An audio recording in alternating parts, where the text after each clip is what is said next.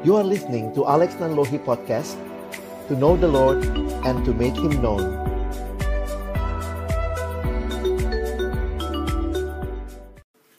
Mari sama-sama kita berdoa sebelum kita akan membaca merenungkan firman-Nya. Terima kasih ya Tuhan buat kesempatan menikmati pesta rohani yang Kau berikan bagi kami. Tuhan, terima kasih karena Engkau hadir dan memberkati setiap kami. Kami sudah melalui hari yang pertama di dalam camp medis mahasiswa secara nasional dalam virtual kali ini Tuhan. Di hari yang kedua ini kami sungguh datang kembali dalam ucapan syukur. Kami sama-sama akan membuka firman-Mu ya Tuhan.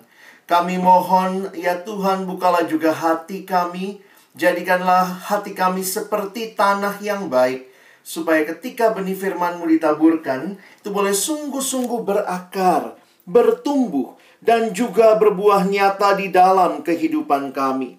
Berkati baik hamba-Mu yang menyampaikan, setiap kami yang mendengar. Tuhan, tolonglah kami semua, agar pada akhirnya kami bukan hanya jadi pendengar-pendengar firman yang setia, tapi mampukan dengan kuasa, dengan pertolongan dari Roh-Mu yang kudus, kami dimampukan menjadi pelaku-pelaku firman-Mu di dalam hidup kami. Bersabdalah ya Tuhan, kami umat-Mu sedia mendengarnya dalam satu nama yang kudus, nama yang berkuasa, nama Tuhan kami Yesus Kristus. Kami menyerahkan pemberitaan firman-Mu. Amin. Shalom. Selamat siang teman-teman yang dikasihi dalam Tuhan Yesus Kristus. Selamat sore dan mungkin menjelang malam untuk teman-teman yang ada di wilayah Indonesia bagian timur. Saya bersyukur kepada Tuhan, kesempatan ini Tuhan berikan untuk sama-sama belajar dengan teman-teman sekalian dari satu bagian yang akan kita pelajari sepanjang di dalam camp medis nasional mahasiswa kali ini. Teman-teman, saya menyiapkan slide untuk kita boleh nanti melihat bersama-sama. Slide saya jujur cukup panjang, jadi nanti teman-teman bisa mendapatkan slide-nya tentunya dari panitia.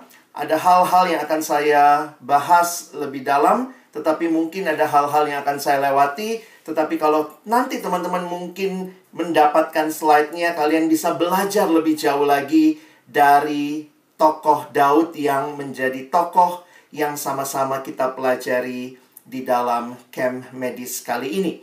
Nah, saya ingin mulai dulu dengan menyapa teman-teman sekalian. Shalom, apa kabar? Saya pingin tahu dong kabar teman-teman. Kita mau sharing sebentar. Wah, ini gimana nih? Sharing dengan jumlah yang cukup banyak.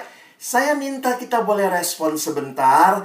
Apa kabarmu hari ini? Teman-teman coba lihat gambar di depan. Saya tidak tanya kabarmu kemarin, tapi kabarmu hari ini. Bukan kabar besok, tapi hari ini. Maksudnya, apapun kondisi teman-teman, coba isi saja. Kamu lebih digambarkan dengan yang nomor berapa.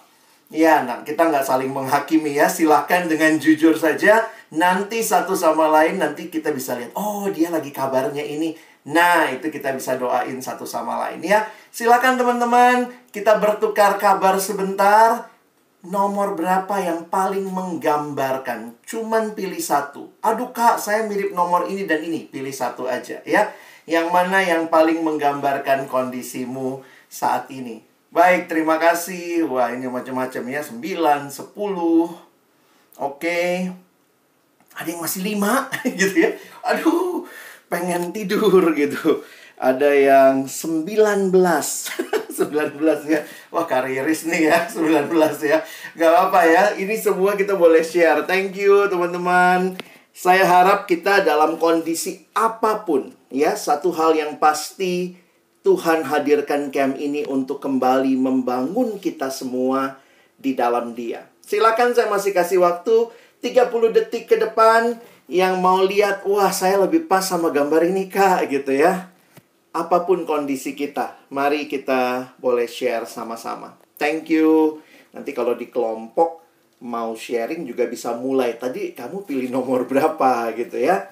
Mungkin ada yang juga dalam kesedihan karena kabar yang kita dengar juga akhir-akhir ini dari orang-orang yang mungkin dekat, teman kita atau keluarga yang mengalami baik kedukaan maupun juga terkena COVID, itu sangat mungkin membuat hati kita saat ini sedang merasa pilu. Tapi sekali lagi, apapun kondisi kita, mari kita boleh sama-sama serahkan hidup kita kepada Tuhan. Baik, terima kasih teman-teman buat sharingnya. Silakan kalau masih ada yang tersisa. Kalau sudah sih kita lanjut ya. Baik, kita akan belajar tentang Daud. Teman-teman, saya waktu pelajari Daud juga, wow, ini salah satu tokoh kalau di dalam kita belajar Alkitab, ada yang namanya tokoh bulat. Bukan karena gendut ya, tetapi ini disebut sebagai round character. Kenapa? Karena banyak bagian hidupnya yang diceritakan di Alkitab. Tidak semua tokoh di Alkitab itu round character. Ada tokoh yang kita hanya tahu masa kecilnya. Ada yang kita mungkin hanya tahu masa akhir hidupnya. Tetapi Daud ini termasuk masa kecilnya, ada sedikit kita pahami, diceritakan, dan juga sampai matinya. Dan cukup detail ya, ada 50-an pasal yang membahas tentang Daud. Sebentar, kita coba lihat ya. Teman-teman tahu, ini pemimpin-pemimpin besar yang ada di dalam Alkitab. Tapi menarik, nama Salomo itu muncul di Alkitab kita 295 kali. Musa kira-kira berapa? Musa itu 709 kali. Wah, ini tokoh utama kita. Yesus, berapa kali namanya? 999 kali. Ada yang mau nebak Daud berapa? Daud di Alkitab kita 1082 kali disebut. Bahkan Yesus pun disebut anak Daud. Jadi, teman-teman yang dikasihi Tuhan, Daud salah satu tokoh yang sentral, yang menarik untuk kita perhatikan. Dan inilah yang mau sama-sama kita pelajari. Banyak orang menamakan anaknya Daud. Wah, Daud, David bahasa Inggrisnya. Mungkin beberapa ada di sini ya. Daud, David. Tapi ya tentu yang diharapkan tentunya bagian-bagian yang baik dari Daud. Tapi jangan lupa loh, Daud juga pesinah. Daud juga pembunuh. Wah, mungkin orang tua waktu kasih nama nggak kebayang cerita itu ya. Yang bayangannya pokoknya cerita yang bagus-bagusnya saja. Bukan berarti lalu nama Daud tidak berarti apa-apa. Tetapi saya ingin mengajak kita melihat Daud adalah salah satu tokoh yang diceritakan. Dan ini boleh kita lihat bagaimana hidupnya seperti manusia pada umumnya. Seperti engkau dan saya. Tuhan pakai Daud di zamannya. Dan kita akan melihat beberapa hal yang menarik. Walaupun nanti besok kita juga akan melihat beberapa kegagalan yang terjadi dari hidup Daud. Di dalam kitab Roma pasal 15 ayat yang keempat dituliskan, sebab segala sesuatu yang ditulis dahulu. Ini kalimat Paulus pada jemaat Roma. Apa yang ditulis dahulu? Ditulis untuk menjadi pelajaran bagi kita, ya, untuk menjadi pelajaran bagi kita supaya kita teguh berpegang pada pengharapan oleh ketekunan dan penghiburan dari kitab suci. Kita tidak hanya sekadar belajar sebuah cerita tentang tokoh Daud, tetapi kiranya kita punya pengharapan, ketekunan, penghiburan dari kitab suci. Kitab-kitab para rasul pernah mencatat di dalam khotbah Paulus di Kisah Rasul 13 ayat 22. Paulus di Antioquia yang di Pisidia. Dalam uraian yang Paulus sampaikan, dituliskan setelah Saul disingkirkan, Allah mengangkat Daud menjadi raja mereka. Tentang Daud, Allah telah menyatakan, aku telah mendapat Daud bin Isai, seorang yang berkenan di hatiku dan yang melakukan segala kehendakku. Saudara yang dikasihi dalam Tuhan Yesus Kristus, menjadi raja adalah menjadi seorang pemimpin. Kita sudah belajar kemarin melihat juga soal pemimpin rohani. Saya mengutip kalimat dari pendeta John Stott. Waktu dia berkata, seorang pemimpin menurut definisi yang paling sederhana adalah seorang yang memberi perintah kepada sejumlah pengikut. Memimpin berarti maju terus, menunjukkan jalan, dan memberi inspirasi kepada orang lain untuk mengikuti. Seringkali kalau kita bicara kepemimpinan, Pemimpin, kita biasanya banyak fokus kepada diri dan pribadi pemimpin. Tetapi ketika saya melihat apa yang disampaikan oleh pendeta John Stott, dan apa yang saya pelajari ketika belajar tentang Daud, teman-teman, maka kepemimpinan, pemimpin bukan sekadar bicara diri si pemimpin. Tetapi perhatikan, ini juga bicara tentang orang-orang yang dipimpin. Kenapa Tuhan bangkitkan pemimpin? Ketika belajar di dalam perjanjian lama, secara khusus bagaimana Israel dipimpin Tuhan, maka ingat baik-baik teman-teman, Tuhan yang paling peduli dengan kondisi umatnya. Karena itulah Tuhan membangkitkan pemimpin di setiap generasi. Saya harap kita tidak lupa, kita adalah bagian dari sebuah generasi, suatu bangsa, bahkan masyarakat dalam dunia ini. Teman-teman yang dikasihi Tuhan, camp ini bukan melulu tentang kita sebagai yang akan memimpin. Tetapi ketika saya melihat kita mengadakan camp nasional, bidang medis mahasiswa ini, saya makin meyakini bahwa Tuhan yang sama, Tuhan yang juga peduli dengan kondisi umatnya di bangsa ini. Kenapa Tuhan bangkitkan Daud? Oh, bukan semata-mata tentang Daud ceritanya, tetapi tentang umat Allah yang Tuhan kasihi. Saya meyakini bahwa ketika ada di dalam camp-camp nasional seperti ini, saya tidak hanya melihat ada 288 peserta, ada sekian banyak pemimpin small group. Tetapi teman-teman, saya melihat dengan mata iman bahwa di balik teman-teman ada orang-orang yang akan kalian pimpin. Mungkin di kampusmu saat ini, kalau kalian adalah pengurus-pengurus di pelayanan mahasiswa di kampus. Tetapi juga ke depan, bahkan kita melihat Tuhan mengasihi bidang atau dunia medis di bangsa ini. Siapa yang Tuhan bangkitkan? Tuhan bangkitkan pemimpin-pemimpin untuk membaharui dunia medis di bangsa ini, membawa transformasi dan pembaharuan. Ingat teman-teman, camp kepemimpinan bukan tentang pemimpinnya saja, tetapi tentang Tuhan yang sangat mengasihi jemaat, yang kemudian membangkitkan saudara dan saya. Ini bukan cerita kita. This is history. His story. This is not only our story. Wow, saudara, waktu saya menghayati ini, saya katakan, Tuhan terima kasih. Tuhan masih mencintai mahasiswa medis di bangsa ini. Tuhan hadirkan camp ini untuk membangun pemimpin-pemimpin yang akhirnya juga akan mempengaruhi di setiap kampus. Tuhan, Engkau mencintai dunia medis di bangsa ini. Kan itu Tuhan berikan camp ini. Ada orang-orang yang memberi diri terlibat di dalamnya, akan diperlengkapi untuk Tuhan membangun bangsa kita. Jangan menjadi pemimpin yang egois, merasa diri dipimpin Tuhan, tetapi kemudian berhenti pada diri sendiri. Saya tidak tahu bagaimana saudara melihat. Apakah di sini cuma ada 288 peserta?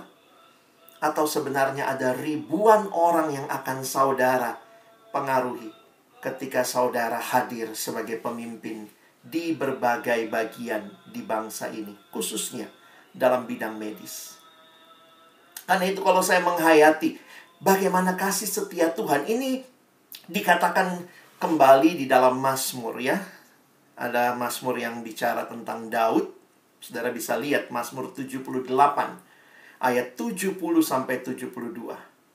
Dipilihnya Daud hambanya, diambilnya dia dari antara kandang-kandang kambing domba, dari tempat domba-domba yang menyusui didatangkannya dia untuk, jangan cuma seneng, wah saya pemimpin, untuk menggembalakan Yakub, umatnya, dan Israel, miliknya. Ia menggembalakan mereka dengan ketulusan hatinya.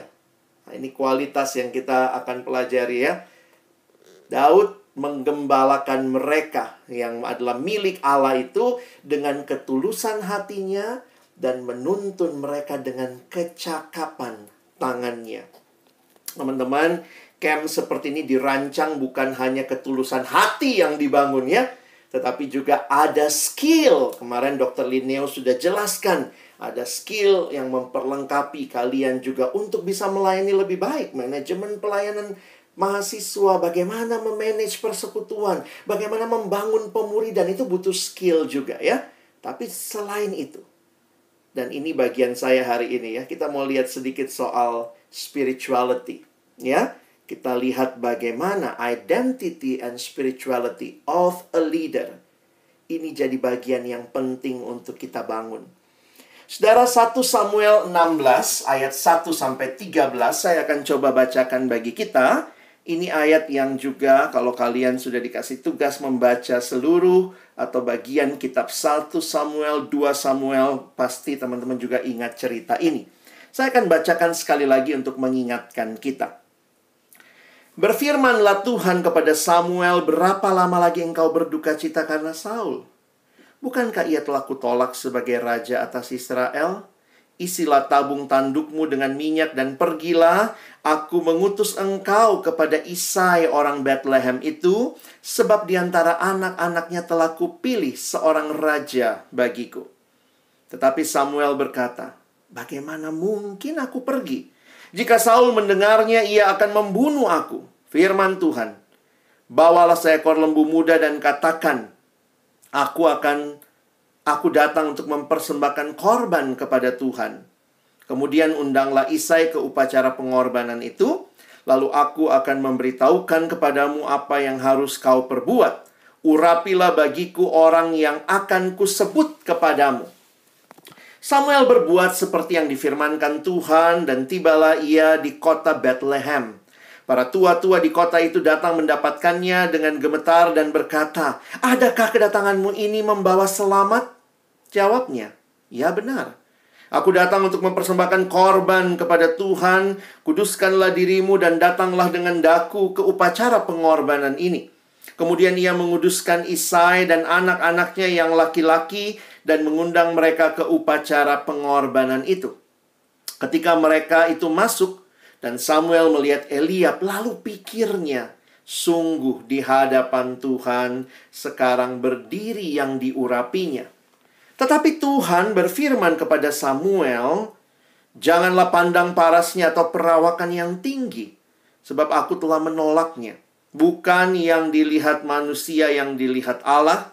Manusia melihat apa yang di depan mata, tetapi Tuhan melihat hati. Wah, ini seringkali diangkat ya, akan kita lihat sama-sama. Lalu Isai memanggil Abinadab dan menyuruhnya lewat di depan Samuel. Tetapi Samuel berkata, orang ini pun tidak dipilih Tuhan. Kemudian Isai menyuruh Syama lewat, tetapi Samuel berkata, orang ini pun tidak dipilih Tuhan. Demikianlah Isai menyuruh ketujuh anaknya lewat di depan Samuel. Tetapi Samuel berkata kepada Isai, semuanya ini tidak dipilih Tuhan. Lalu Samuel berkata kepada Isai, inikah anakmu semuanya? Jawabnya, masih tinggal yang bungsu, tetapi sedang menggembalakan kambing domba. Kata Samuel kepada Isai, suruhlah memanggil dia, sebab kita tidak akan duduk makan sebelum ia datang kemari. Kemudian disuruhnyalah menjemput dia, ia kemerah-merahan, matanya indah dan parasnya elok. Lalu Tuhan berfirman, bangkitlah, urapilah dia, sebab inilah dia.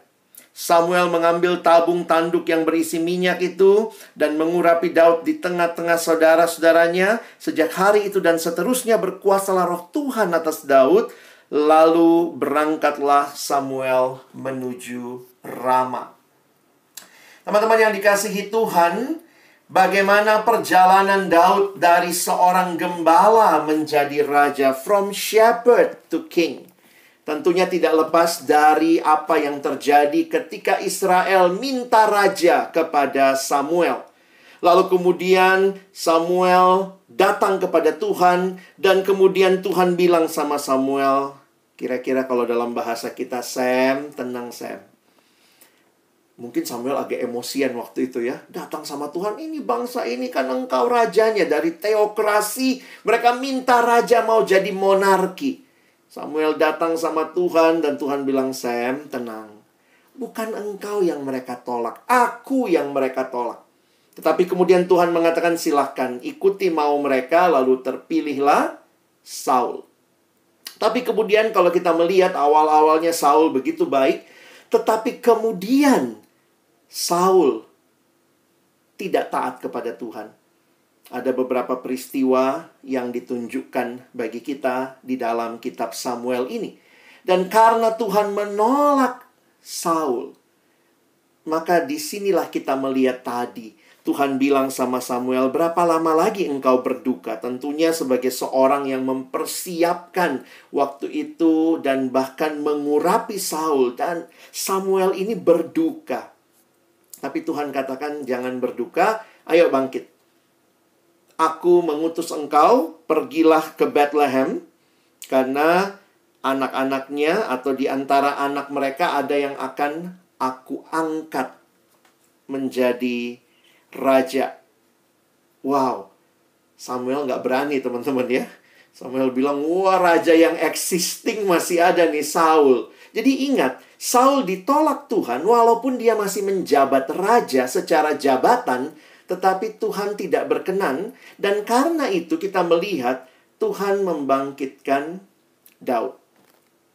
Dan ceritanya lah kita mulai ya dari apa yang kita baca di dalam 1 Samuel 16 tadi.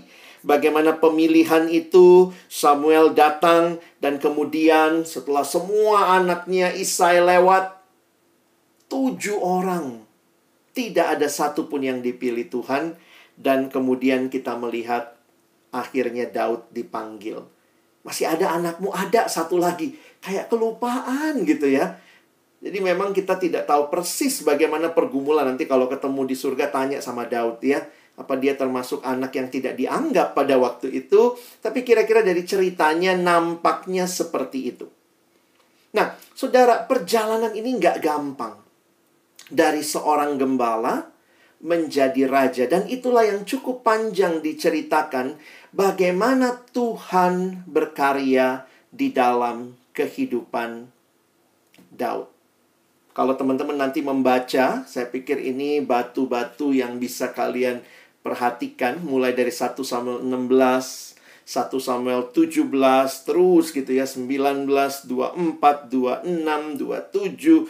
Karena nanti sampai di 2 Samuel, nanti teman-teman perhatikan itu masih panjang ya.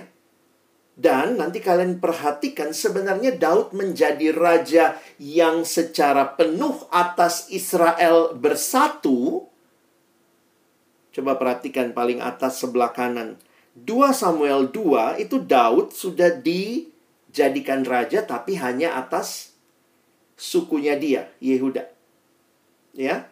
Tapi kemudian nanti di 2 Samuel pasal 5 barulah Daud menjadi raja atas seluruh Israel. Jadi semuanya suku bersatu dan ada di bawah kepemimpinan Daud. Teman-teman, ini kita bisa perhatikan cerita demi cerita ini. Kalau kita refleksikan, kita bisa melihat bagaimana Tuhan menyiapkan Daud. Bayangkan pada waktu itu raja existingnya Saul masih ada, masih memerintah. Bahkan menariknya kalau kita perhatikan 1 Samuel 16, Daud dibawa ke istana. Kita tahu kalau Saul, roh jahat itu datang, lalu kemudian dia tidak bisa ngapa-ngapain, maka Daud dipanggil memainkan kecapi. Jadi Tuhan bahkan menyiapkan Daud di tempat di mana dia akan nantinya bertakhta juga. Tapi kemudian kita melihat sesudah itu karena jealousnya, iri hatinya Saul, dia mengejar Daud, ya. Dan itulah Daud di dalam pelarian cukup panjang, saudara ya. 1 Samuel 18, 19 terus sampai Saul mati. Jadi kalau kita pikir ini the leader in the making, the king in the making, itu bukan situasi yang mudah teman-teman, tapi dalam pelarian. Di dalam dalam pelarian itu selalu ada 2 kondisi ya. Ada orang-orang yang mendukung, tapi kemudian ada juga orang-orang yang tidak suka begitu ya.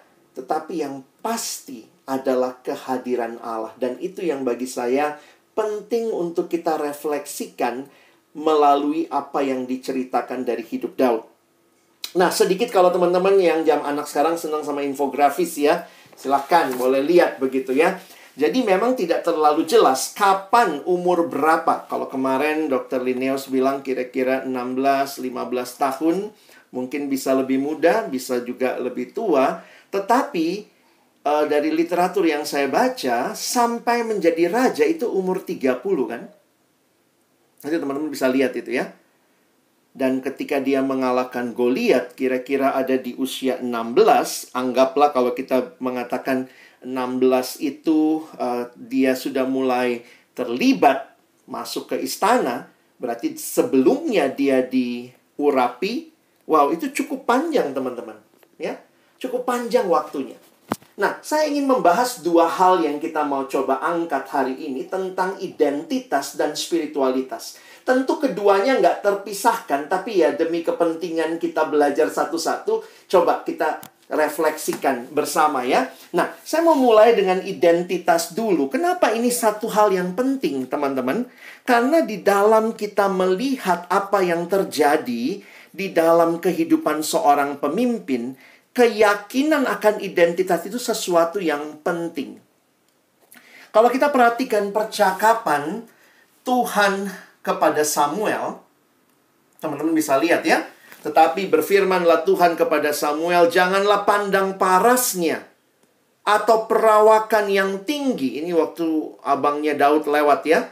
Sebab aku telah menolaknya. Bukan yang dilihat manusia, yang dilihat Allah. Manusia melihat apa yang di depan mata, tetapi Tuhan melihat hati. Teman-teman, ayat ini sebenarnya bisa kita coba refleksikan dalam kaitan identitas.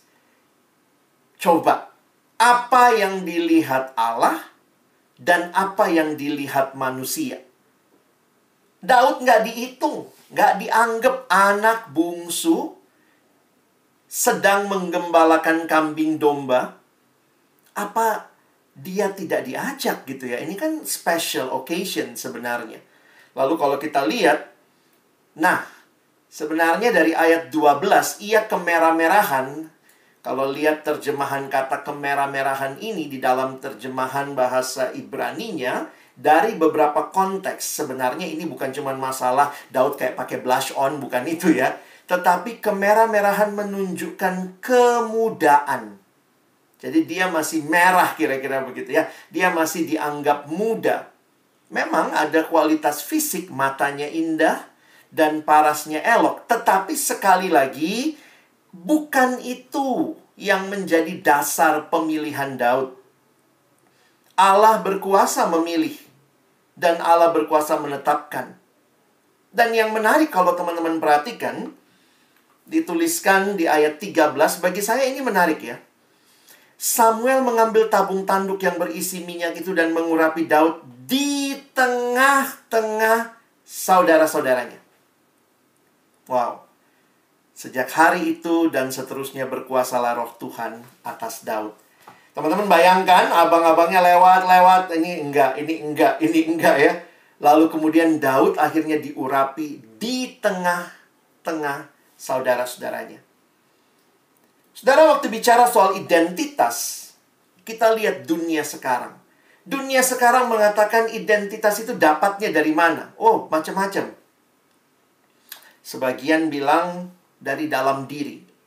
Ada lagu kan bilang, look inside you. Wah, ini lagu-lagu sekarang tuh, lihat dalam dirimu. Find your identity, find your true self. Bahkan kalimat-kalimat, just follow your heart. Ikutin aja apa kata hatimu. Tidak ada kalimat seperti itu di Alkitab ya. Alkitab tidak mengatakan follow your heart, but follow God's word. Ikuti firman Tuhan. Hati kita bukan kompas dalam hidup yang menjadi navigasi untuk kita melihat arah hidup. No, not look inside yourself. Identity bukan dengan melihat ke dalam diri, tapi ada juga yang melihat keluar diri. Ya. Nah, mungkin ini yang tadi dikatakan, banyak orang melihat yang dilihat di luar. Tapi kemudian Alkitab berkata, bukan ke dalam, bukan keluar. Sebenarnya kita harus ingat pencipta kita. Pengkhotbah 12 ayat 1a mengatakan, ingatlah penciptamu pada masa mudamu. Manusia itu adalah ciptaan Allah. Dan kalau manusia adalah ciptaan Allah, sebenarnya coba perhatikan. Kalau kita ini ciptaan Allah, maka identitasnya dari mana? Coba secara logika saja. Kalau kita ciptaan, berarti kita bergantung sama yang dicipta. Maka yang memberikan identitas itu bukan dari dalam diri. Nggak mungkin dong. Kalau saya dicipta, maka identitas dari luar diri. Loh, tadi juga bicara dari luar, tapi ingat, ini bedanya. Dari luar bukan dari sesama ciptaan, but from Creator. Not from outside yang adalah creation, tetapi from Creator. Teman-teman, saya kasih contoh begini ya. Kadang-kadang menjadi orang yang sekolah kedokteran kayaknya dapat identitas tambahan, atau bahkan itu menjadi hal yang umum di keluarga, dibanggakan. Iya, dokter anakku. Wah, kalau dia kuliah bagus, nanti selesai. Wah, itu kalau orang Batak naik sinamotnya. Teman-teman bisa perhatikan? Inilah caranya dunia mengukur keberhargaan. Memang gelombang lainnya, sorry ya, mungkin nggak sempat sekolah kedokteran, nggak keterima. Akhirnya apa? Nggak peduli yang di luar, yang penting aku lihat ke dalam diriku, aku ini berharga. Tapi ternyata keberhargaan yang salah juga. Jadi memang menarik ya, dunia selalu mencoba menawarkan sesuatu terlepas dari pencipta. Orang tua juga sebenarnya tanpa sadar begitu ya. Saya pikir gini loh, nggak ada orang tua pernah sekolahin kamu matre. Ada nggak orang tua sekolahin teman-teman matre? Pulang sekolah, les matre kau nak. Nggak ada ya. Tetapi kenapa orang jadi matre? Dari mana dapatnya? Oh, banyak juga yang dapatnya dari keluarga loh. Loh, kok bisa, Kak? Oh, bisa.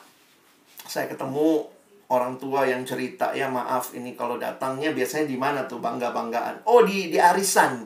Wah, kalau datang di arisan, lalu kemudian orang tua bilang, lihat itu anaknya ommu, lihat dia sudah sukses, lihat itu namanya berhasil, lihat mobilnya. Wah, masuk tuh.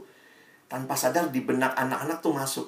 Oh, papa mama saya merasa sukses itu kalau lihat mobilnya. Wah, jadi akhirnya tanpa sadar masuk tuh dalam pikiran kita. Karena itu identitas bagi banyak orang. Pertanyaannya, siapa atau kamu dibentuk dari apa identitasmu? Apa yang kamu miliki menentukan identitasmu? Sehingga sibuk cari uang. Ada lagi yang pakai alasan-alasan yang cukup sentimental. Dulu kita ini susah. Tidak ada dari kita yang kuliah. Kamu anak pertama yang kuliah, kedokteran lagi. Wah, hebat sekali. Maka biarlah supaya keluarga kita tidak dipandang remeh. Oke. Kalau cuma sekedar itu, terus waktu orang sudah pandang kita tinggi, is that all? Dunia menawarkan identitas yang harus dicari, harus didapatkan. Apa yang kamu miliki itu membuat identitasmu makin naik. Loh, kalau lihat di Alkitab, identitas kita itu bukan dari apa yang kita miliki, tapi dari siapa yang memiliki kita. Beda ya? Yesus bahkan berkata, meskipun kamu punya seisi dunia ini, tapi kalau kehilangan nyawa, apa gunanya? Banyak orang berpikir tentang apa yang harus dia miliki. Dan itu memotivasi juga, jujur aja ya, memotivasi orang untuk tanda kutip bisa matre. Saya bukan berkata kita tidak butuh hal-hal yang untuk hidup kita butuh uang. Kadang-kadang juga kita butuh fasilitas ya untuk bertahan, untuk do something bigger, greater. We need facilities. Tetapi sekali lagi itu bukan identitas. Ketika fasilitas, ketika uang yang kita butuhkan jadi identitas, wow, we miss the point. Jadi apa yang harusnya jadi respon kita? Ini panjang kalau kita renungkan ya. Tapi ini kan bukan lagi kuliah perenungan arti hidup saja. Tapi saya ingin mengajak kenapa ada kalimat seperti itu. Puji Tuhan satu sisi Daud itu nggak dianggap teman-teman ya. Daud kan awalnya nggak dianggap ya. Tetapi identitasnya memang bukan dari apa yang dia miliki. Apa yang Daud punya. Bahkan orang yang juga mungkin harusnya menganggap dia tidak menganggap dia. Maka saya nggak tahu kenapa satu waktu di dalam Mazmur ada kalimat, sekalipun ayahku dan ibuku menolak aku. Saya kadang-kadang mikir apa Daud juga sense gitu ya. Aku ini juga bukan orang yang diterima begitu ya. Ayahku, ibuku menolak aku, tapi engkau menerima aku. Wow, itu ayat kalau lagi berantem sama keluarga itu suka jadi kekuatan gitu ya. Apalagi kalau kita tahu yang kita lakukan benar ya. Kadang-kadang nggak mudah. Karena identitas dibangun dari biasanya apa yang kita miliki, status apa yang kita capai. Jadi kalau mengerti hal ini, bagaimana respon kita? Ya ini, identitas kita dan tujuan hidup kita tuh dari Tuhan. Dunia berkata self-identity, cari. No. Your true self-identity is not gain, but given. Itu dikasih. Tuhan yang kasih, Tuhan yang berikan, bukannya sesuatu yang harus kita capai. Ya itulah ya caranya. Kadang-kadang orang tua juga begitu ya. Begitu anaknya udah sumpah dokter, wah udah jadi orang anakku sekarang. Emangnya dulunya monyet. Inilah cara dunia berpikir. Do something, then you get the status. But that is not what Christians should think. You don't have to prove anything to gain acceptance from your God. From God Creator. In Him, you were accepted, you were loved, you were precious. Kamu berharga bukan kamu dokter, bukan karena kamu kuliah kedokteran. Kalau kamu berharga lalu kamu karena kuliah kedokteran, berarti banyak banget dong orang nggak berharga.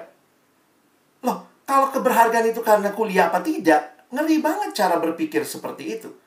Betul, kuliah itu kesempatan yang Tuhan berikan. Anugerah yang Tuhan berikan. Tetapi itu bukan untuk identitas. Karena your identity is based in God alone. Sehingga kalau satu waktu teman-teman tidak bisa praktek dokter lagi, kamu tetap berharga? Kamu pensiun, kamu tetap berharga?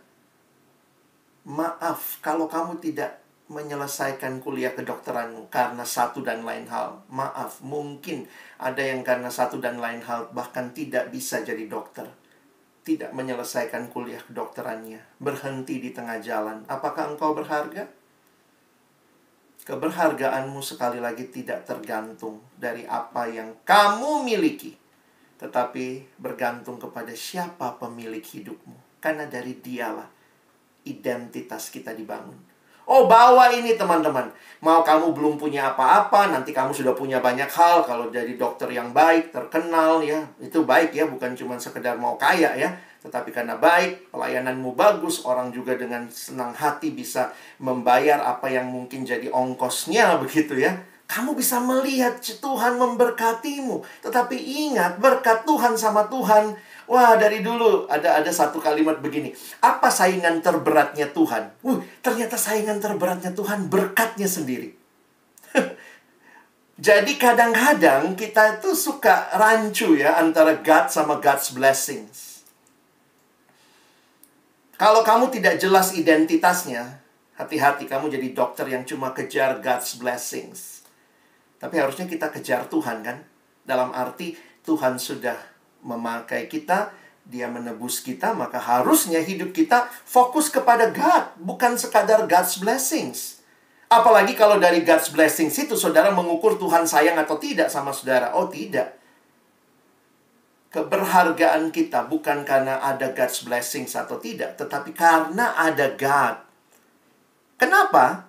Nah, saya coba simpulkan dari kemarin mikir kata-katanya, saya simpulkannya begini aja deh ya. Teman-teman, God's blessings is not God. God's blessing is only a road sign. Pernah lihat papan penunjuk jalan? Berkat Tuhan itu adalah seperti papan penunjuk jalan yang menunjuk kita kepada Tuhannya. Jangan berhenti di papannya. Ada cerita sebuah keluarga, ini fiktif lah ya. Sebuah keluarga mau liburan. Wah, kita liburan deh. Kemana? Ke Taman Safari. Kalau kalian pernah ke Bogor, Cisarua, tahulah Taman Safari ya. Wah, ke Taman Safari. Lalu naik mobil lah. Kalau ke Taman Safari mesti ke Bogor dulu, ke Ciawi, lalu nanti naik lagi ke Cisarua begitu ya. Jadi kalau dari Jakarta naik mobil dulu lewat tol, Lalu kemudian begitu keluar di Ciawi, terus kemudian ada papan besar. Papan besar tulisannya atau Taman Safari, lalu di situ ada gambar monyetnya, gambar beruangnya, gambar singanya, gambar gajahnya, ada gambar pohon-pohonan, ada billboard besar. Wah, lalu bapaknya bilang, "Nak, yuk kita berhenti di sini, kita sudah sampai." Lalu mereka di bawah papan itu keluarkan bekal, campinglah mereka di bawah papan itu. Wah, Taman Safari. Ternyata ketika mereka lihat ke atas, sesudah 1 jam camping di situ, nikmatin semua, waktu mau pulang baru lihat di papan itu, di bawahnya ada petunjuk lagi. Ada tanda panah. Taman Safari 10 kilometer lagi. Wah, teman-teman sedih ya. Udah camping. Banyak orang camping di berkat Tuhan, tapi tidak sampai ke Tuhannya. Teman-teman, berkat Tuhan hanyalah papan penunjuk arah bahwa this is not everything, but God is everything. Wah, kalau kamu punya identitas seperti ini, kamu tidak akan terkecoh dengan sekadar punya banyak berkat Tuhan. Uang yang banyak, fasilitas, kesempatan, itu berkat Tuhan. Tapi itu bukan Tuhan, teman-teman. Sehingga mari bersandar kepada Tuhan. Sadari betul, semua dari Tuhan. Kita harusnya sadar, this is all from God. Jadi kita mesti kembangkan ini ya. God's ownership and our stewardship. Semua milik Allah. Dan stewardship itu bicara apa? Penatalayan. Kita tuh cuma penatalayan. Maka harusnya semua itu milik Allah. Semua itu bagi kemuliaan siapa? Bukan kemuliaan diri kita. It's all for God's glory. Teman-teman, kalau kita punya identitas yang firm seperti ini. Dan Daud dipilih Allah. Bukan karena apa yang dia miliki. Tetapi hidup Daud berbeda. Karena siapa yang memiliki hidupnya. Dialah Allah. This is about identity. Tapi nggak bisa ya. Kita nggak mungkin memisahkan identity and spirituality. Karena di dalamnya sangat terkait ya. Jadi waktu bicara spiritualitas, saya pikir spiritualitas yang kuat akan membangun identitas yang semakin firm. Ya, identitas itu kan diberikan ya. Dan identitas yang diberikan itu harus dibangun dengan spirituality yang baik. Nah, jadi kalau lihat ada orang yang sudah mulai lupa identitas, jadi dokter gigi mata duitan. Nah, itu masalah identitas, tapi juga pasti masalah spiritualitas. Tapi kemudian kita juga jadi sadar, kalau begitu bagaimana ya kita lihat spiritualitasnya Daud ini. Saya mau coba angkat 2 hal saja ya, yang kaitannya waktu saya coba renungkan. Spiritualitas Daud ini tercermin dalam karakternya yang sabar. Salah satu pekerjaan yang paling gak disukai itu menunggu ya. Tapi Daud sabar. Tapi yang menarik juga dia bergantung penuh kepada Tuhan. Coba lihat timelinenya. Kalau misalnya kita lihat saja Daud mengalahkan Goliat. Berarti kan sebelum itu dia diurapi. Lalu dia jadi raja yang di 2 Samuel 2. Itu kira-kira nanti di umur 30 tahun. Teman-teman, Daud itu menunggu dari dilantik, diurapi, sampai jadi raja, itu kira-kira 14 tahun, teman-teman. Wow, dan ini 14 tahun yang tidak gampang, tidak mudah. Nanti baca ceritanya, ada up and down. Banyakan down-nya sih.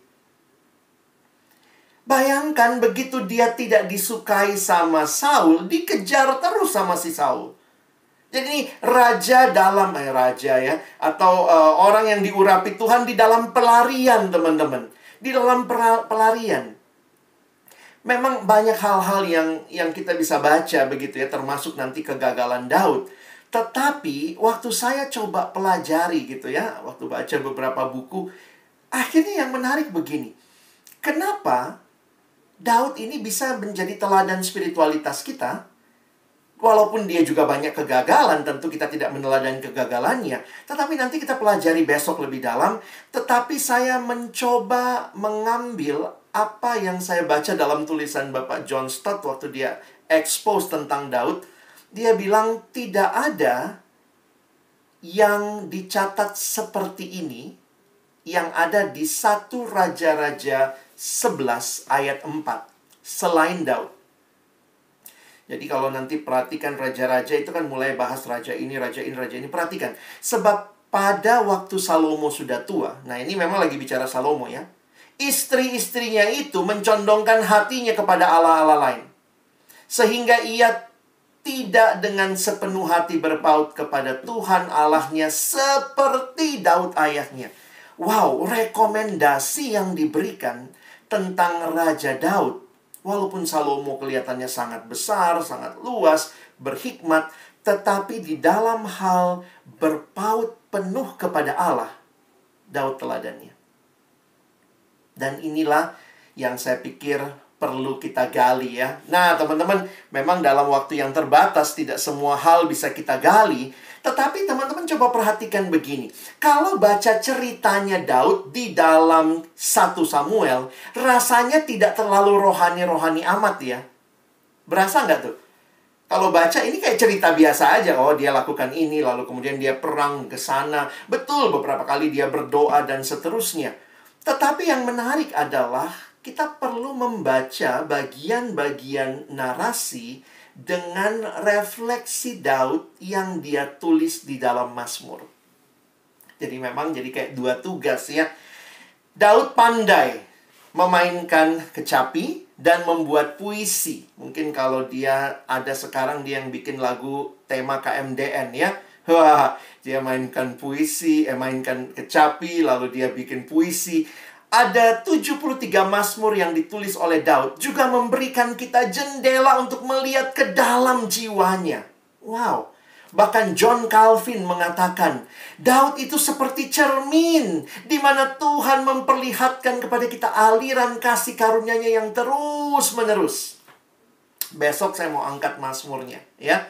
Jadi besok kita belajar tuh membaca Mazmur dan membaca kisah. Gimana caranya supaya kita dapat perspektifnya? Karena seringkali emosi jiwanya itu keluarnya di Mazmur. Ungkapan-ungkapan kebergantungannya itu munculnya di Mazmur. Kalau lihat di dalam cerita narasi 1 Samuel, 2 Samuel, kayaknya Daud pahlawannya. Tetapi kalau kita lihat lebih dalam, no. Daud mengalami apa artinya mempraktekkan kehadiran Tuhan. Coram Deo. Living in the presence of God. Baik dalam suka maupun dalam duka. Jadi memang Mazmur itu indah ya. Saya nggak tahu dulu kalau saya... kadang-kadang saya kalau bikin pemahaman gitu ya. Ingat kayak lagu dangdut ya. Sorry ya. Kayak lagu dangdut ya. Apapun yang terjadi bikin lagu. Ya, mati lampu bikin lagu, mati lampu. Cinta terbagi bikin lagu, cintaku terbagi. Jadi poinnya adalah kayaknya selalu ada yang diceritakan dari keseharian. Nah, Daud, saya menghayati Mazmurnya itu variasinya macam-macam. Dikejar musuh ada, refleksi hidupnya ada, lihat rusa ada gitu ya. Jadi kayak dia belajar mempraktekkan kehadiran Tuhan. Nah, ini penting nih buat kita bangun spirituality ya. Living in the presence of God, Coram Deo. Nah, saya kasih beberapa contoh teman-teman ya. Waktu kita membaca kisah-kisah Daud, kita mungkin menghubungkan dengan Mazmur yang dia tulis. Maka kalau kita bisa melihat koneksinya, kita bisa melihat bahwa segala sesuatu yang Daud alami, dia hubungkan dengan hal yang rohani kepada Tuhan. Nanti teman-teman baca sendiri deh ya. Kak Alex kasih beberapa hint saja. Ini contohnya ya, saya kasih 2 contoh. Nah, ketika Daud mengalami misalnya pengejaran oleh Saul dalam 1 Samuel 19, Daud kan menyelinap keluar jendela. Sementara istrinya mengalihkan para pengejar dengan membungkus sebuah patung terafim dengan bulu kambing. Jadi kayak Daud lagi tidur padahal dia udah lari gitu ya. Nah, itu di 1 Samuel 19, nanti bisa baca. Namun, kalau kalian baca Mazmur 59, loh kok bisa Kak Mazmur 59? Lihat judulnya Mazmur 59. Mazmur 59 itu ketika Daud dikejar ini, ketika orang mengamat-amati rumahnya. Jadi, kalau kalian lihat catatan kaki di 1 Samuel 19 ayat 10 atau ayat 11 ini, lihat catatan kakinya, disuruh lihat ke Mazmur 59 ayat 1. Terus kalimatnya apa di Mazmur 59? Ya kekuatanku, bagimu aku bermazmur sebab Allah adalah kota bentengku, Allah dengan kasih setianya. Teman-teman please deh, kalau baca ceritanya, ini cuman kayak orang lagi lari aja. Dia lagi lari, pakai trik lagi ya. Dibantu istrinya, lalu kemudian dia lari. Tetapi dia bisa menghubungkan itu. Makanya di Mazmur kita nggak baca ceritanya bahwa Tuhan, aku tiba-tiba lari, lalu aku suruh istriku bungkus-bungkus. Enggak ya. Tetapi apa yang dia kaitkan? Ya kekuatanku, bagimu aku mau bermazmur. Nangkep ya? Coba lihat lagi nih ya. Nih kalimat selanjutnya, Mazmur 56. Kalau baca Mazmur 56, lihat kalimatnya ya. Sebab engkau telah meluputkan aku daripada maut, bahkan menjaga kakiku sehingga tidak tersandung. Maka aku boleh berjalan di hadapan Allah dalam cahaya kehidupan. Teman-teman ingat ya, ini Mazmur 56. Tadi Mazmur 59. Mazmur 56, nanti kalian cek judulnya, lihat disuruh refer ke 1 Samuel berapa. Nah, saya kasih contohnya aja. Pada awalnya, kalau baca ayat ini seolah-olah Daud sedang mengalami suatu peristiwa yang kedengarannya seperti Tuhan telah turun tangan secara ajaib dan menyelamatkan Daud dari semacam bencana. Jadi kayaknya, wow, engkau meluputkan aku daripada maut, bahkan menjaga kakiku. Waktu lihat referensinya, coba. Ketika membaca latar belakang peristiwa ini, itu di 1 Samuel 21 ayat 10 sampai 15. Maka kita menemukan kisah tentang seorang buronan. Jadi Daud lagi lari, dikejar-kejar, lalu dia sampai di satu daerahnya Filistin. Seorang buronan ketakutan yang berleleran air liur dan bertindak seperti orang gila. Saking takutnya dia di depan Raja Akis, dia kemudian kayak orang gila gitu ya, dengan ini ya, yang psikiatri langsung bisa lihat ini kayaknya bercanda nih. Tapi itu Daud itu langsung karena ketakutan dalam pelarian, aduh saya nggak selamat nih. Lari dari Saul, masuk ke tempatnya musuh. Sejauh yang kelihatan nggak ada mujizat di sana. Namun Daud sekali lagi menyatakan bagi kita bahwa segala yang dia alami adalah pemberian Tuhan baginya. Gimana hal-hal seperti ini bisa terkait? Nah, ini menarik nih. Nah, makanya kesimpulannya, ini saya dapatkan dari tulisan-tulisannya Philip Yancey ya. Ini saya coba lihat bagaimana dia merefleksikan. Mungkin di dalam keputusasaannya, Daud berteriak kepada Tuhan dan mendadak saja gagasan untuk pura-pura gila melintas dalam benaknya. Namun waktu dia tulis Mazmur, Daud bilang apa?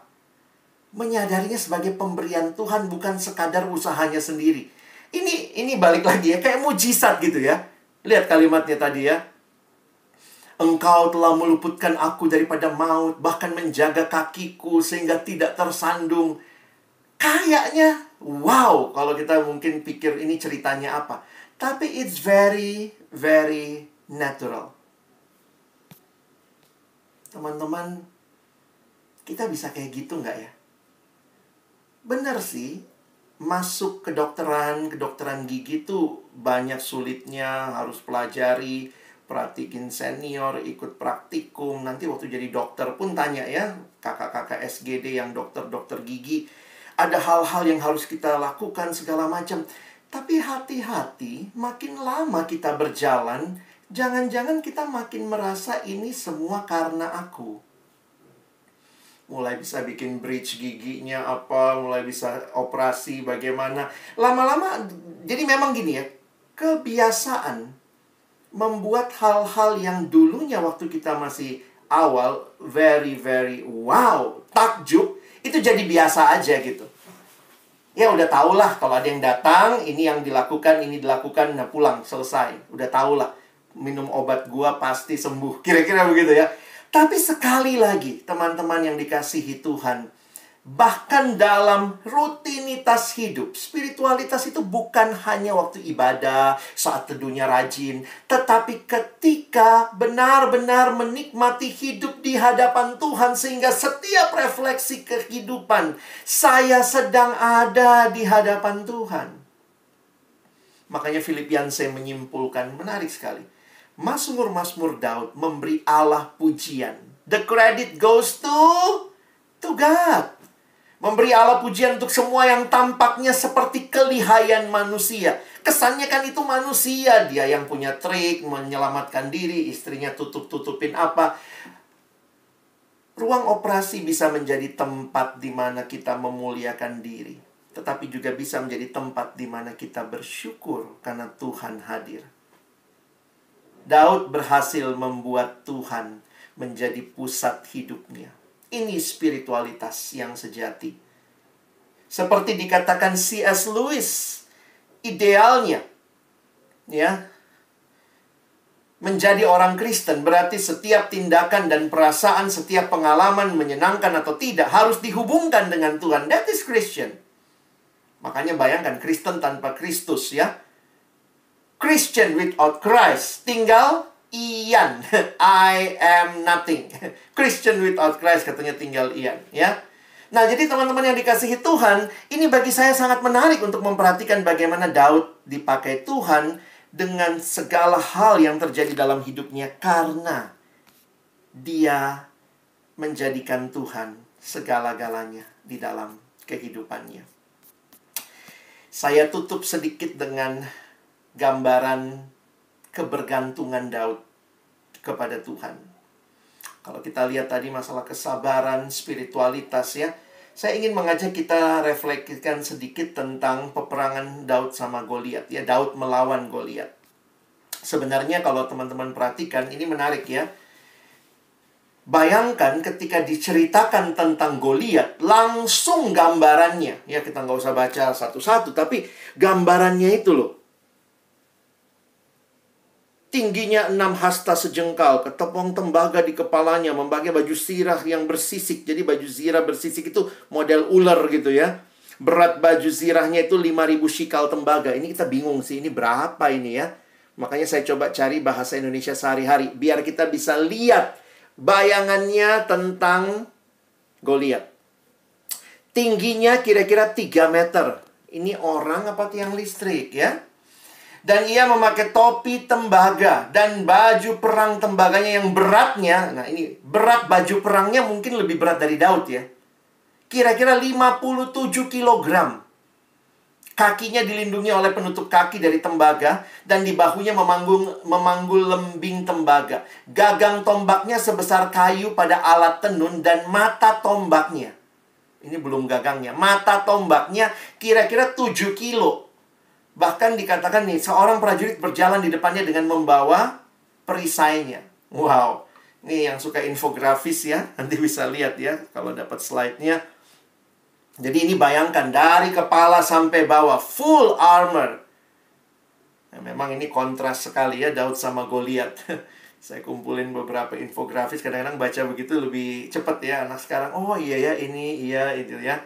Nah, tapi lihat sekali lagi, ini kan peperangan besar. Tapi Daud dengan sederhana bilang gini, lihat aja di bawahnya. Siapakah orang Filistin yang tak bersunat ini? Sampai ia berani mencomokkan barisan daripada Allah yang hidup. Dan waktu dia bicara begini di depan orang banyak, abangnya dengar. Abangnya bilang lagi sama dia. Coba lihat kalimatnya. Mengapa engkau datang? Dan pada siapakah kau tinggalkan kambing domba yang 2-3 ekor itu di padang gurun? Ini kan meremehkan adiknya ya. Ya elah, 2-3 ekor doang gitu ya. Aku kenal sifat pemberanimu dan kejahatan hatimu. Engkau datang kemari dengan maksud melihat pertempuran. Jadi abangnya menghina dia. Begitu sampai ketemu si Goliat, dia kan datangin Goliat. Nah, lihat kalimatnya lagi ya. Ketika orang Filistin itu menunjukkan pandangannya ke arah Daud serta melihat dia, dihinanya Daud. Waduh, ini dihina luar dalam ya. Orang Israelnya yang ketakutan sampai abangnya juga nggak menghina dia. Kalau teman-teman nanti lihat juga, kan kalimatnya Saul juga bilang sama Daud, Daud, Goliat ini udah perang dari mudanya gitu ya. Nanti kita lihat kalimatnya di bawah. Jadi karena dia datangi Goliat hanya dengan tongkat, Goliat juga tersinggung ya. Anjingkah aku gitu ya. Maka engkau mendatangi aku dengan tongkat. Nah, tapi teman-teman, kalimat Daud ya, lihat saja yang saya warnai berbeda. Mungkin itu menolong ya. Tetapi engkau mendatangi aku dengan pedang dan tombak dan lembing. Tetapi aku mendatangi engkau dengan nama Tuhan semesta alam, Allah segala barisan Israel yang kau tantang itu. Teman-teman yang dikasihi Tuhan, Daud melihat Tuhan. Bahkan di tengah-tengah persoalan yang kalau kita lihat di atas kertas, Goliat bukanlah lawan yang sepadan, seimbang dengan Daud. Tapi di sini kita melihat satu karakter yang diangkat, dan ini bagian yang saya mau ajak kita renungkan di akhir ini ya. Daud itu shepherd king. Teman-teman, apa yang menarik? Sebenarnya kalau kita melihat konsep raja, perhatikan waktu orang Israel datang sama Samuel minta raja. Waktu datang sama Samuel minta raja, lalu kemudian Samuel datang sama Tuhan, Tuhan bilang berikan mereka raja, tapi kasih tahu konsekuensinya. Lihat kalimatnya. Waktu datang tentang raja, ini kalimat Tuhan melalui Samuel. Dan Samuel menyampaikan segala firman Tuhan kepada bangsa itu yang meminta seorang raja kepadanya. Dikasih tahu nih sama Samuel. Katanya, inilah yang menjadi hak raja yang akan memerintah kamu. Anak-anakmu laki-laki dan anak-anakmu laki-laki akan diambilnya dan dipekerjakannya. Ayat 12, ia akan menjadikan mereka. Jadi waktu saya membayangkan, Tuhan sudah ingatin. Ingat loh, raja itu begini nih kerjaannya. Diambil, dipekerjakan anakmu, dia jadikan. Perhatikan ayat 13, lanjut ya. Anak-anakmu perempuan akan diambilnya. Ayat 14, selanjutnya dari ladang kebun anggurmu saat itu akan diambilnya. Ayat 15, akan diambilnya dari hasil kebun anggurmu. Nanti ayat 16, akan diambilnya. Jadi kata favorit buat raja tuh ngambil. Taker, tak ambil ini, ambil itu. Kambing dombamu akan diambilnya. Dan Tuhan udah ingatin, pada waktu itu kamu akan berteriak karena raja yang kamu pilih itu, tapi Tuhan tidak akan menjawab kamu pada waktunya. Sesudah ini kan terpilihlah Saul. Tapi kemudian Saul ditolak Tuhan, lalu kemudian Tuhan memilih raja. Menarik sekali, Tuhan mengambil bahkan dari seorang gembala. Apa kontrasnya gembala sama king? Nah, ini yang saya mau kita ingat ya, bahwa Daud is a shepherd king. Perhatikan apa yang menjadi keunikan gembala. Itu kalimat Daud waktu dia datang kepada Saul. Saul kan bilang begini ya, tidak mungkin engkau dapat menghadapi orang Filistin itu untuk melawan dia, sebab engkau masih muda. Sedang dia dari sejak muda, masa mudanya telah menjadi prajurit. Nah, teman-teman perhatikan kalimat ini ya. Tetapi Daud berkata kepada Saul, hambamu ini biasa menggembalakan kambing domba ayahnya. Wow, itu kalau bicara depan raja mau menghadapi Goliat, ini CV kayak gini nggak masuk. Gimana masa CV-nya biasa menggembalakan kambing domba? Tapi perhatikan kalimatnya. Apabila datang singa atau beruang yang menerkam seekor domba dari kawanannya, maka aku mengejarnya. Aku menghajarnya. Aku melepaskan domba itu dari mulutnya. Kemudian apabila ia berdiri menyerang aku, maka aku menangkap janggutnya lalu menghajarnya dan membunuhnya. Baik singa maupun beruang telah dihajar oleh hambamu ini, dan orang Filistin yang tidak bersunat itu, ia akan sama seperti salah satu daripada binatang itu, karena ia telah mencemooh barisan daripada Allah yang hidup. Teman-teman, bagi saya waktu merenungkan ini, tidak kebetulan Daud mantan gembala. Masih gembala waktu itu kali ya. Apa yang menarik dari penggembalaan? Kalau raja tadi sifatnya ngambil, maka gembala adalah orang yang pasang badan untuk domba. Domba itu kan gambaran hewan yang nggak bisa ngapa-ngapain ya. Udah bodoh, punya banyak kemauan gitu ya. Tapi kemudian lihatlah, domba itu paling butuh gembala. Makanya ketika saya menghayati ini, kenapa Tuhan pilih Daud dari gembala? Karena gembala itu, ini domba ngapain? Coba lihat, domba ngapain? Apabila seekor singa beruang menerkam domba dari kawanannya, maka dombanya ngapain? Ini semua kata kerja aktifnya pada gembala. Aku mengejarnya, yang mengejar gembala. Aku menghajarnya, aku melepaskan domba itu dari mulutnya. Kemudian apabila berdiri menyerang, aku menangkap janggutnya, lalu menghajarnya, membunuhnya. Dombanya ngapain? Pasrah sempurna. Itu domba kalau digigit kali ya, digigit, dibawa gitu, maka dikejar sama gembalanya. Dombanya mungkin cuman, om singa sakit gitu ya, nggak ngapa-ngapain. Itulah domba. Tetapi disinilah kita melihat bahwa Tuhan membangkitkan seorang shepherd king. Di kemudian hari, Yesus berkata, melihat orang banyak itu, ini catatan Matius ya, melihat orang banyak itu tergeraklah hati Yesus oleh belas kasihan kepada mereka karena mereka lelah dan terlantar seperti domba yang tidak bergembala. Sekali lagi, pemimpin dipanggil karena ada kebutuhan umat. Domba tidak bergembala. Bayangkan, kalau domba model yang Daud cerita begini, domba tidak bergembala itu apa? Bergembala aja diginiin sama musuhnya. Maka domba tidak bergembala cuma satu kata, binasa.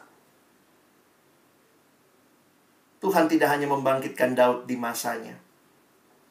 Yesus anak Daud dibangkitkan Tuhan dalam generasi 2000 tahun yang lalu. Yesus berkata, pencuri datang. Ini tugasnya pencuri ya. Hanya untuk mencuri, membunuh, membinasakan. 3M. Aku datang supaya mereka mempunyai hidup dan mempunyai dalam segala kelimpahan. Tapi ingat, Yohanes 10 ayat 10 harus dibaca dengan Yohanes 10 ayat 11. Bagaimana supaya mereka mempunyai hidup? Itulah ayat 11. Akulah gembala yang baik memberikan nyawanya bagi domba-dombanya.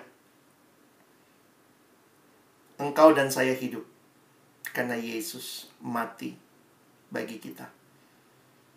Timothy Keller menutup, saya tutup dengan kalimat ini ya. Jesus is our true shepherd king. He is wise and skillful enough to direct your life. Don't entrust yourself to the hands of any other, not even your own.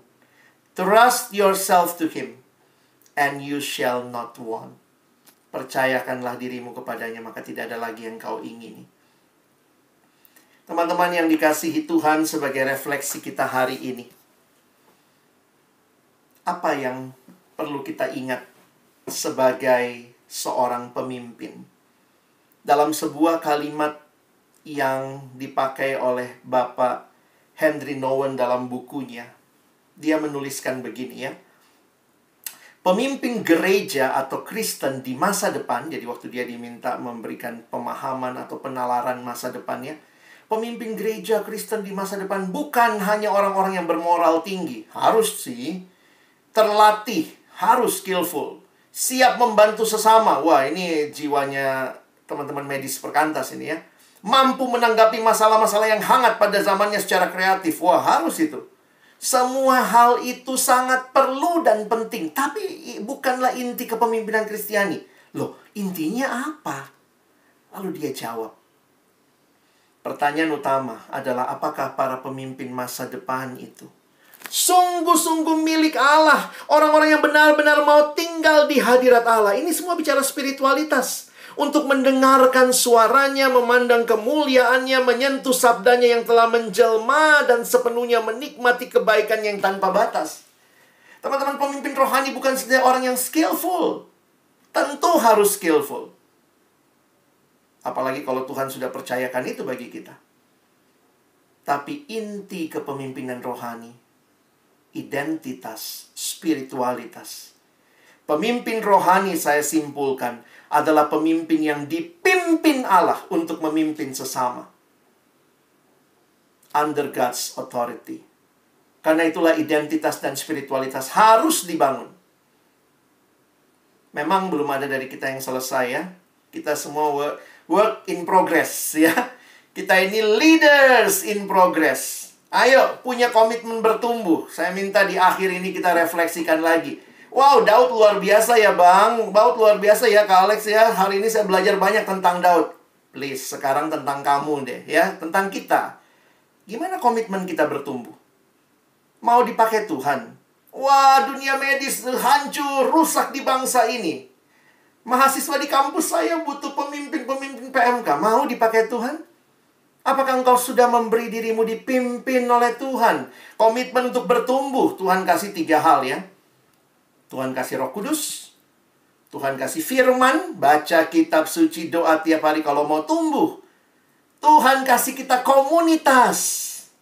Pertanyaannya teman-temanku, kita sudah pakaikah semua ini? Beri diri dipimpin oleh Roh Kudus. Membaca, merenungkan firman Tuhan. Spiritualitas yang dibangun dari keseharian dengan Tuhan. Dan komunitas yang Tuhan berikan membawa kita hidup bagi Allah dan sesama. Pertanyaan refleksi kita hari ini. Bagaimana membangun identitas dan spiritualitas seperti Daud dalam hidup saudara? Teman-teman tidak menjawab saya. Jawablah Tuhan yang memilihmu menjadi pemimpin. Tuhan yang rindu engkau punya identitas yang kuat di dalam Dia. Tuhan yang rindu saudara punya spiritualitas. Setelah mendengar eksposisi ini, apa doa kita?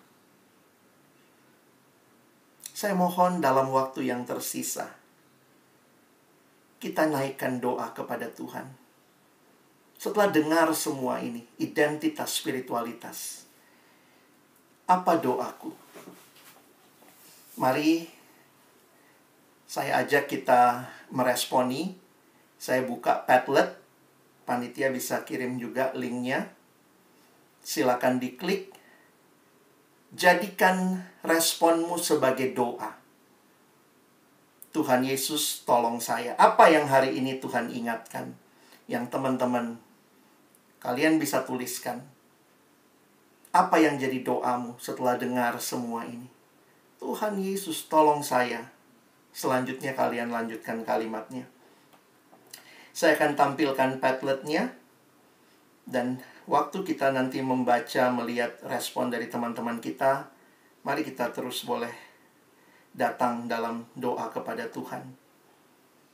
Kita bisa beri reaction juga di situ kepada apa yang jadi respon teman-teman kita. Silakan saya beri waktu. Kita bisa menuliskan apa yang menjadi doa kita. Dan nanti Padletnya masih akan tetap dibuka. Silakan teman-teman nanti mau kasih like buat temanmu doanya. Atau mungkin waktu kau baca, wah ini juga doaku Tuhan. Silakan teman-teman merespon. Dan nanti kalian masih bisa tetap lihat Padletnya. Jadi saya belum hapus, jadi kalian bisa ikut berdoa. Responilah. Kadang-kadang kalau diminta komitmen, aduh Kak, takut. Ya, mulai dengan doa dulu. Tapi dari doa itu, kiranya lahir hal-hal praktis apa yang akan aku bangun. Silakan saya kasih waktu ini, teman-teman. Mari, responi apa yang kamu dengar dari Tuhan.